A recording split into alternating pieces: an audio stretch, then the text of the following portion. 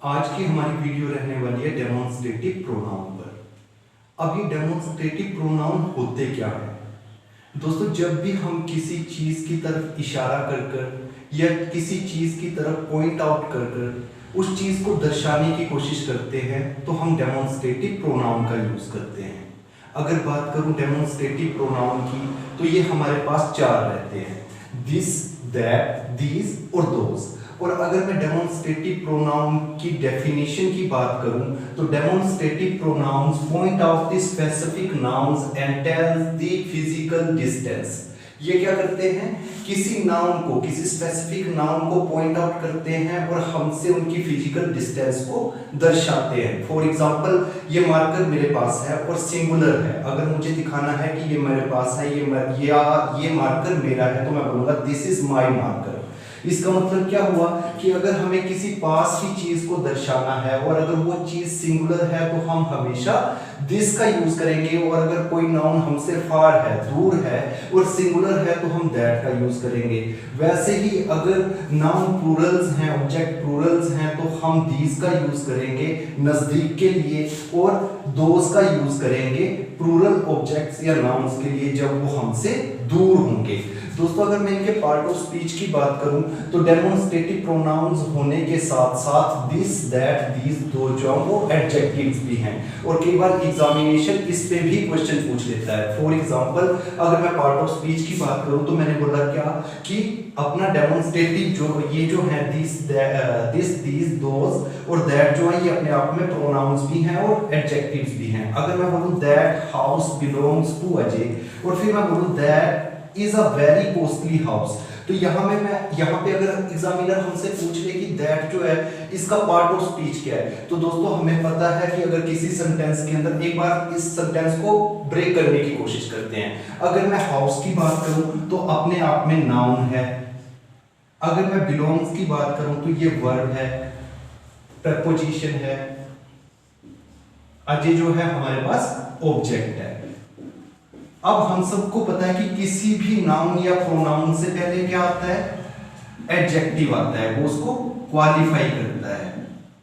तो यहां पे दैट जो है वो अपने आप में डेमोन्स्ट्रेटिव एडजेक्टिव का काम कर रहा है। और अगर दूसरे सेंटेंस की बात करूं, that is a very costly house. अब देखिए यहाँ पे हमारे पास जब हमारे पास इज दिया हुआ है, अगर इसके पास बात मेन वर्ब होती तो ये हेल्पिंग वर्ब होता। अब कोई भी मेन वर्ब नहीं है तो ये यहाँ पे अपने आप में मेन वर्ब का काम कर रहा है। तो इससे पहले अगर हमें पता है कि नाउन या प्रोनाउन ही सब्जेक्ट होता है, तो जब सब्जेक्ट हमें दैट दे रखा हुआ है तो दैट अपने आप में क्या होगा? डेमोन्स्ट्रेटिव प्रोनाउन होगा। आप एक बार ये समझने की कोशिश कीजिए कि दिस, दैट, दीज, दोज किसी भी सेंटेंस के अंदर डेमोन्स्ट्रेटिव प्रोनाउन की तरह भी यूज हो सकते हैं और किसी भी सेंटेंस के अंदर डेमोन्स्ट्रेटिव एडजेक्टिव की तरह भी यूज हो सकते हैं। जब डेमोन्स्ट्रेटिव एडजेक्टिव की तरह यूज होंगे तो वो किसी ना किसी नाउन को क्वालिफाई कर रहे होंगे, और जब उनके पास कोई नाउन ना होगा और वो खुद ही उस सेंटेंस के सब्जेक्ट होंगे, उस टाइम पे हम उनको डेमोन्स्ट्रेटिव प्रोनाउंस बोलेंगे। उम्मीद करता हूं आपको बिल्कुल बेसिक समझ आया होगा कि डेमोन्स्ट्रेटिव प्रोनाउंस क्या होते हैं, कौन कौन से होते हैं, कौन किसके लिए यूज होता है और इनका पार्ट ऑफ स्पीच क्या है। अब एक बार एग्जामिनेशन हमारे सामने इन प्रोनाउंस को लेकर कैसे क्वेश्चंस पुट अप करता है उनको देखने की कोशिश करते हैं और कुछ समझने की कोशिश करते हैं। आइए देखते हैं। आइए दोस्तों, कुछ एक एग्जांपल्स के साथ डेमोन्स्ट्रेटिव प्रोनाउन को और अच्छे से समझने की कोशिश करते हैं। मैंने आपके सामने लिखा I have a black and a blue ball you can take. अब यहाँ पे देखिएगा, अगर मैंने यहाँ पे ये लिख दिया कि आई हैव अ ब्लैक और इंटरजेक्शन के साथ एंड के साथ अ ब्लू कर दिया, मतलब हमारे पास कितने बॉल हो गए, कितनी गेंद्स होगी? 2 होगी। अब जब गेंद 2 होगी तो वो प्लूरल होगी और मेरे पास है, मतलब मैं इनको अपने पास रख के बैठा हूं, तो मैं ये बोलूंगा आई have a blue and I have a black and a blue ball. You can take. अब 2 होगी तो आप हमेशा यूज करोगे these का। You can take these। अब ये these अपने आप में क्या हुआ? डेमोन्स्ट्रेटिव प्रोनाउन हुआ। दूसरी जगह फिर से देखिएगा, same wording, I have a black and अब यहाँ पे मैंने ए काट दिया, blue ball you can take. अब क्या हुआ कि जो मेरे पास बॉल है, जो मेरे पास गेंद है, वो एक ही है, बेशक उसका कलर कैसा है, ब्लैक और ब्लू दोनों कलर का, एक ही बॉल मेरे पास है। तो जब एक चीज होगी, सिंगुलर होगी और मेरे पास होगी, तो आप दीज ना यूज कर क्या यूज करोगे, दिस। इतना तो सही है, इजी है, मगर एग्जामिनेशन या कई बार मैंने एग्जामिनेशन में इस तरह के क्वेश्चन देखे हैं जहां पे बच्चे कंफ्यूज हो जाते हैं। आइए एक बार देखने की कोशिश करते हैं। दोस्तों इसके आगे मैंने आपके सामने लिखा, population and poverty are interlinked to control dash eradicate dash. मतलब पॉपुलेशन और पॉवर्टी जो वो आपस में इंटरलिंक्ड है और इसे कंट्रोल करने के लिए इरेडिकेट का मतलब होता है जड़ से खत्म कर देना। तो क्या जड़ से खत्म होगा, पॉपुलेशन को तो जड़ से खत्म कर नहीं सकते, हमने किसे जड़ से खत्म करना है, पॉवर्टी को, गरीबी को बिल्कुल जड़ से खत्म करना है। तो यहाँ पे देखिएगा पॉवर्टी जो वो हमें पास में दिख रहा है, पॉपुलेशन नाउन, पॉवर्टी नाउन, मगर वो नाउन जो हमें पास में दिख रहा है वो पॉवर्टी है, और जो नाउन हमें पास में दिखेगा उसके लिए हम हमेशा यूज करेंगे दिस का। तो हमें इरेडिकेट करना क्या है, पॉपुलेशन को या पॉवर्टी को? पॉवर्टी को इरेडिकेट करना है तो हम लिखेंगे to control dash eradicate this, eradicate this. अब ये दिस जो है ये किसके लिए आ रहा है, हमने पॉवर्टी को खत्म करना है। और पॉपुलेशन, यहाँ देखिए पॉवर्टी भी है, पॉपुलेशन भी है, मगर पॉपुलेशन थोड़ा दूर पे है, पॉवर्टी सेंटेंस में थोड़ा पास का नाउन है, तो इसलिए हमने इसकी जगह यूज किया दिस का। तो कंट्रोल के आगे क्या आएगा, दैट। क्या बोला जाएगा, population and poverty are interlinked to control that. That किसको, पॉपुलेशन को, दूर पे है, eradicate this, this what, poverty. आगे मैंने फिर से वही लाइन मगर सब्जेक्ट आगे पीछे करके लिखा, पॉवर्टी एंड पॉपुलेशन। यहाँ पे था पॉपुलेशन एंड पॉवर्टी, अब यहाँ पे मैंने पॉवर्टी पहले लिख दिया, पॉपुलेशन बाद में लिख दिया, सेम का सारा सेंटेंस सेम रखा। Poverty and population are interlinked to control dash eradicate dash. अब देखिएगा किसको हमने इरेडिकेट करना है, इरेडिकेट का मतलब मैंने आपको बताया किसी चीज को जड़ से खत्म कर देना। तो पॉपुलेशन तो जड़ से खत्म होगी नहीं, पॉवर्टी ही खत्म होगी। अब पॉवर्टी यहाँ पे कहाँ पे आ गई, सब्जेक्ट जो है वो दूर का सब्जेक्ट होगी, तो दूर की चीजों के लिए हम हमेशा यूज करते हैं दैट का। तो इरेडिकेट दैट, क्या दैट, पॉवर्टी। और पॉपुलेशन अब थोड़ा पास आ गया, तो पास के लिए हम यूज करेंगे दिस का। फिर से एक बार समझने की कोशिश कीजिए कि जो नाउन पास में होगा उसके लिए हम यूज करेंगे दिस का, जो नाउन दूर में होगा उसके लिए हम यूज करेंगे दैट का। सिंगुलर कंडीशन में अगर यही चीजें प्लूरल होती तो दीज और दोज का। फिर से देखिए पॉपुलेशन एंड पॉवर्टी, पॉवर्टी को इरेडिकेट करना था। पॉवर्टी वो नाउन था जो हमें दिखा रहा था फिजिकल डिस्टेंस, जिसकी इसके अंदर सेंटेंस के अंदर थोड़ा पास में थी, तो इसलिए हमने यूज किया इसके लिए दिस। और दूसरी जगह यही पॉवर्टी जो था वो थोड़ा दूर पे हो गया, तो इसके लिए हमने यूज किया प्रोनाउन, डेमोंस्ट्रेटिव प्रोनाउन दैट का।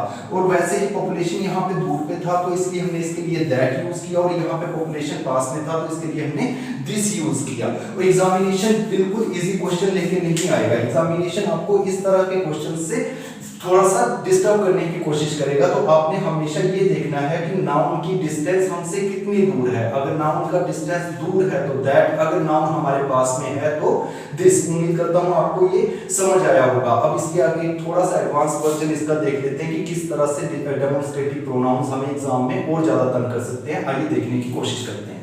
आइए दोस्तों डेमोंस्ट्रेटिव प्रोनाउन को कुछ और अच्छे से समझने की कोशिश करते हैं। मैंने आपके सामने लिखा the climate of Himachal is better than. अब आपके अकॉर्डिंग क्या होना चाहिए, is better than Delhi, is better than the climate of Delhi, या is better than that of Delhi.